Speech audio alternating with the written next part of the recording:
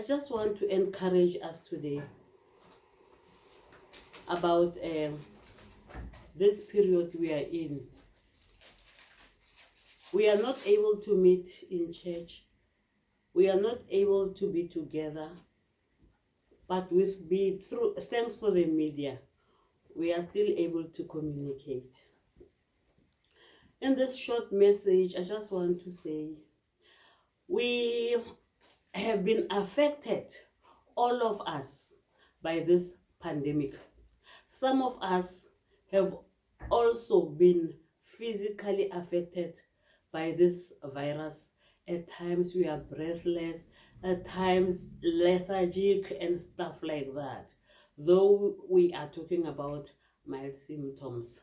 But I must tell you, this is not a nice period. In the beginning of this year, we thought it will be short. We never knew that it will take so long. But it's almost the end of the year. What do? We must live for now. We must try and find something positive for now as we go on. Because I don't think even in Christmas time, it will be that great. But as Christians, we know that whenever we feel we need to be happy, we know where to go. Praising the Lord, worshiping, coming together. You know, this pandemic has caused, or let me say, it has instilled so much fear, anxiety, panic, and everything in us. We are affected physically. We are drained. Even when we go outside, you know, like a mankind, whether in public transport, anywhere, it's so strange. But we all know that life will go on, life will go back to normal. But as I'm saying, what do we do in the meantime? You know, I think the favorite person I like in the Bible, one of them I like most, is Paul. Paul used to be persecuting people. When he was persecuting people at that time, I don't think he was enjoying, because I think like tax collectors, people like that, they are most hated people in the community. Then he converted them to be a Christian. Then as a Christian also, it's not an easy life. With him, he experienced very painful situations. I just imagine him in that prison cell. You know, the Roman prison cell. I don't think it was nice to be there.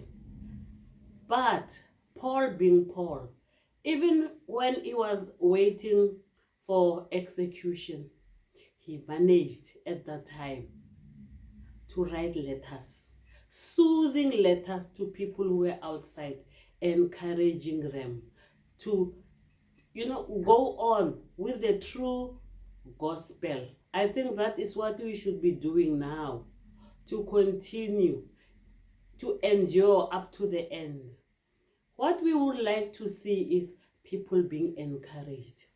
What we would like to see is more of us participating in giving devotional messages, so that people understand that we can have that love, that peace, that joy.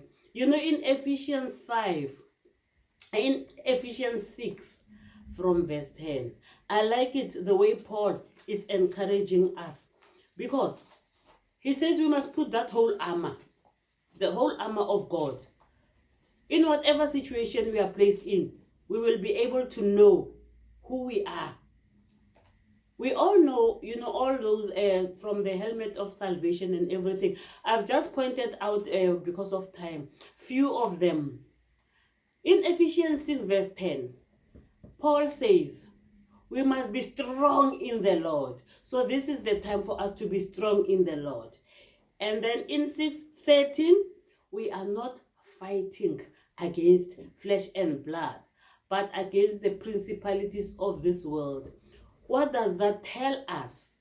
It tells us that whatever is happening, whether we are affected physically, spiritually, financially. In fact, it starts from the government.